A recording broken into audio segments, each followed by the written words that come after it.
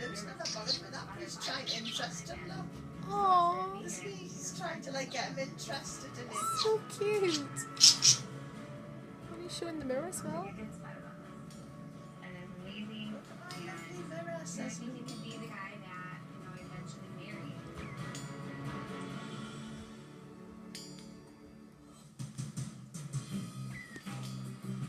He's trying to call Popeye. Look, Popeye, look at my mirror, says Luke. And Popeye's like, why the heck am I on camera? This beautiful scenery. Get a chair for you. Thank you, darling. And now a dinner date set up on the beach.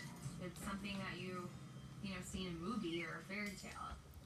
Oh, it's so cute. I know my feelings are bad. I'll grow stronger after today's date, and I haven't felt this for a long time. So I'm excited to see where this goes, and I'm just really hoping that he feels the same way. I would like to propose a toast to the best dressed couple on the beach. I'm hoping to learn more about you. And our first date. Oh, it's so cute. I want that rose so badly, and I'd be so upset if I didn't get it. I don't want to go home yet. I want to make sure that he knows that I am ready, and he does need to see the series.